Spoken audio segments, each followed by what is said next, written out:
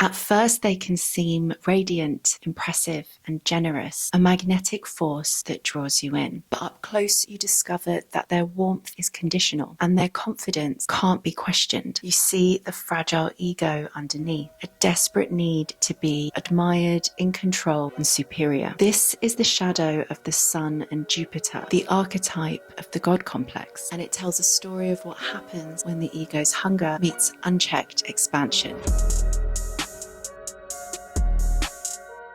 I'm Sophie. I make videos exploring archetypes through the lens of astrology, psychology, and the unconscious. And in this episode, I'm looking at what happens when confidence becomes corrupted, the archetype of the grandiose narcissist. Grandiose narcissism is the overt form of narcissism, the one we recognize most easily. It's the confident, self-assured, attention-seeking type. On the surface, it looks like charisma, ambition, and authority. They often draw people in through their convictions and the sense that they know who they are. But beneath that self-importance lies something far more fragile, what psychoanalytic theory calls the narcissistic wound. That wound usually forms early on in life when the child learns that love is conditional, that praise must be earned through achievement, while their emotional needs go neglected or unseen. So the grandiose narcissist depends on admiration to regulate their self-worth. They develop a constant need to be seen as extraordinary, as a defense mechanism to protect them from the terror of being insignificant. That's why they often appear inflated, yet strangely insecure. The grandiosity is their defense. It's not genuine confidence, but more the elaborate illusion of it, a psychological shield against shame. Astrologically, the God complex comes down to two planetary forces, the Sun and Jupiter. The Sun is the center of our solar system. It's the eternal source of light, life, and consciousness. It represents willpower, identity, and the ego. It's how we express ourselves and our need to be seen. In ancient astrology, the Sun was linked to rulers and divinity, kings,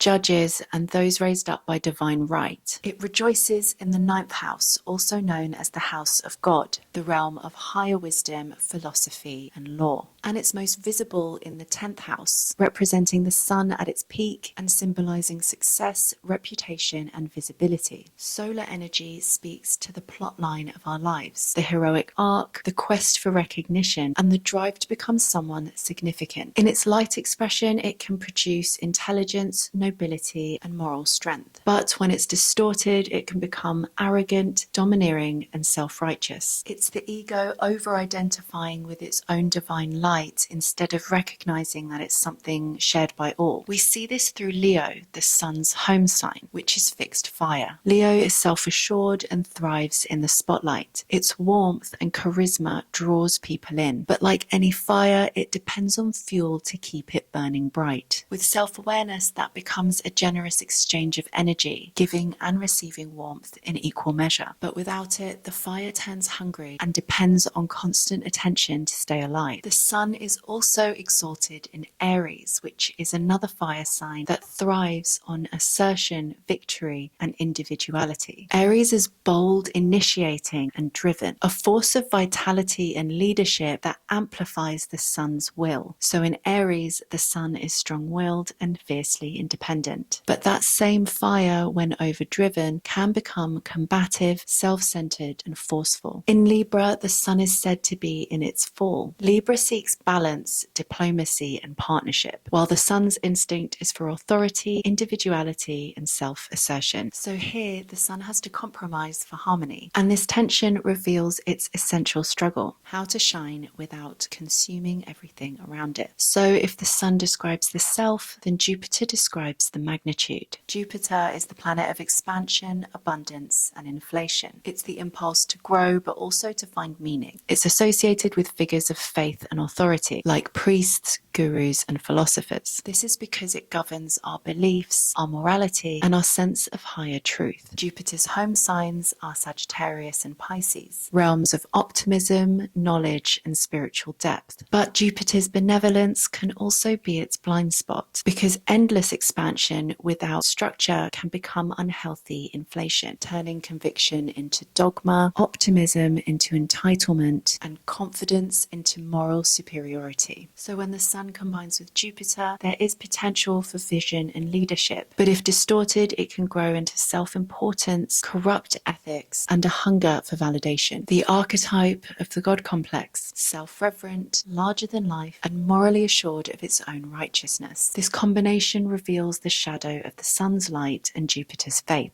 and it shows how brilliance and fragility often stem from the same root. What matters is whether the light is used to illuminate or to consume. If you enjoyed this video, please make sure to like and subscribe, and check out my other videos where I explore the archetypes of more psychological patterns. If you'd like to explore the archetypes in your own birth chart, you can book a private reading with me. Links are in the description below. Thanks for watching, and I'll see you next time.